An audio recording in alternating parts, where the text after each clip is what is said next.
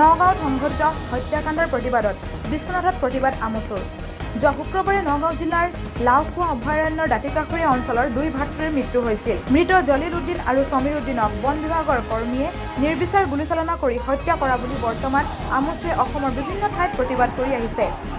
আমচুৰ বিশ্বনাথ জিলা সমিতিৰ উদ্যোগত বিশ্বনাথ নগৰৰ মাজমজিয়াতো এই ঘটনাৰ প্ৰতিবাদ হিচাপে ৰাজ্য চৰকাৰৰ বন মন্ত্ৰী চন্দ্ৰমোহন পাটোৱাৰীৰ প্ৰতিমূৰ্তি দাহ কৰি প্ৰতিবাদ সাব্যস্ত কৰে।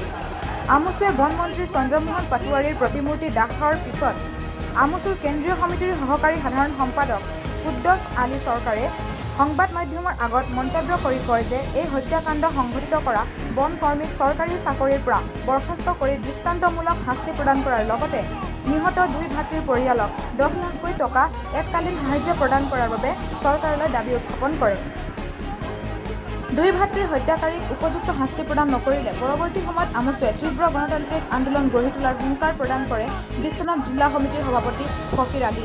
দুদিন আগতে লাওখোৱা অভয়াৰণ্যৰ কাষত মানুহৰ জনবসতিপূৰ্ণ অঞ্চলত মাথাউৰিৰ কাষত বসবাস কৰা নিৰীহ লোক মাথাউৰিত উঠাৰ লগে লগে বন বিভাগৰ ভেৰণীয়া গুণ্ডাই গুলিয়াই দুগৰাকীকৈ ব্যক্তিক হত্যা কৰিছে।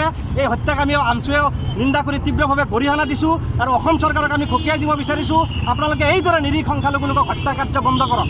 এই লোকসকলক অসম চৰকাৰে অসমৰ নিৰীহ লোকসকলক সংস্থাপন দিব নোৱাৰি তেওঁলোকক ব্যৰ্থতা ঢাকিবলৈ সংখ্যালঘু লোকক সদায় টাৰ্গেট কৰি পেলাই এই লোকসকলক বিভিন্ন সময়ত হত্যা কৰি আহিছে। এই হত্যাৰ আমি আমচুৱেক বিচাৰ দাবী কৰিছোঁ। এক ন্যায়িক পৰ্যায়ৰ তদন্তৰ জৰিয়তে তদন্ত কৰি পেলাই আমাৰ এই দোষীসকলক শাস্তি প্ৰদান কৰিব লাগে। অতি সোনকালে 24 ঘণ্টাৰ ভিতৰত যি কেইগৰাকী বনৰক্ষী বাহিনীৰ ভেৰণীয়া গুণ্ডাই এই দুগৰাকীকৈ নিৰীহ ব্যক্তিক হত্যা কৰিলে সেই ব্যক্তিগত 24 ঘণ্টাৰ ভিতৰত কৰায়ত্ব কৰিবলৈ আমি দাবী জনাইছোঁ। লগতে ব্যৰ্থ বনমন্ত্ৰী চন্দ্ৰমোহন পাটোৱাৰী ডাঙৰীয়া তেখেতৰ বিভাগ চলাব পৰা নাই, তেখেতৰ বাহিনীক তেখেত কণ্ট্ৰল কৰিব পৰা নাই, তেখেতক আমি অনতিপলমে পদত্যাগৰ দাবী জনাইছোঁ। অন্যথা মুখ্যমন্ত্ৰী মহোদয়ক আমি আহ্বান জনাইছোঁ, আপুনি আপোনাৰ ব্যৰ্থ বনমন্ত্ৰীক বহিষ্কাৰ কৰি আপুনি তেওঁৰ জেগাত বেলেগ এগৰাকী যোগ্য ব্যক্তিক নিয়োগ কৰি পেলাই আপুনি বন বিভাগ চলোৱাৰ কাৰণে আমি আপোনাক সকীয়াই দিছোঁ। অনাগত দিনত সংখ্যালঘুৰ নিৰীহ সংখ্যালঘুৰ ওপৰত এই ধৰণৰ অত্যাচাৰ বন্ধ কৰাৰ কাৰণে অসম চৰকাৰক সকীয়াই দিছোঁ। পৰৱৰ্তী সময়ত যদি এই ধৰণৰ আমাৰ নিৰীহ সংখ্যালঘু নিৰীহ লোকৰ ওপৰত অত্যাচাৰ চলি থাকে আমচুৱে ইয়াতকৈ আৰু জংগী আন্দোলনৰ কাৰ্যসূচী কৰি তুলিবলৈ বাধ্য থাকিব। তাৰ কাৰণে যি পৰিস্থিতিৰ সৃষ্টি নহওক কিয় তাৰ কাৰণে কিন্তু অসম চৰকাৰ আৰু বন বিভাগ তাৰ কাৰণে জগৰীয়া হ'ব। তাক আজি এই আপোনালোকৰ জৰিয়তে আজি তেখেতসকলক আমি সকীয়াই দিছোঁ। আমচুৰ বিশ্বনাথ জিলা সমিতিয়ে আমাৰ আমচুৰ কেন্দ্ৰীয় সমিতিৰ নিৰ্দেশ মৰ্মে আজি আমি বিশ্বনাথ জিলাত আমি লাওখোৱা অভয়াৰণ্যত যি দুগৰাকী ব্যক্তিক দুগৰাকী ভাতৃক হত্যা কৰা হৈছিলে তাৰ আমি তীব্ৰ ভাষাৰে নিন্দা আৰু গৰিহণা দিছোঁ। এটা কথা আপোনালোকে চাব, তেওঁলোকৰ যদি বন বিভাগৰ তেওঁলোকে মাছ মাৰিবলৈ গৈছিল, যদি আইনগতভাৱে তেওঁলোকৰ দোষ আছিল, তেওঁলোকক ধৰি বান্ধি তেওঁলোকক জেলত পঠাব লাগিছিলে।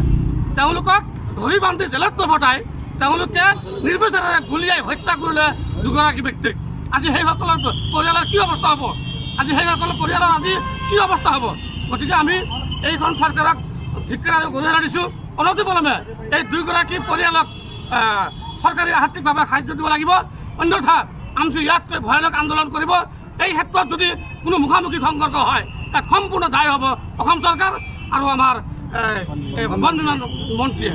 গতিকে আৰু এটা কথা আপুনি যাব যে তেখেতসকলে কোনো জাননী নিদিয়াকৈ যে তাত মাছ মাৰিবলৈ যোৱা হ'ব নহ'ব এটা জাননী তেওঁলোকক দিব লাগিছিলে।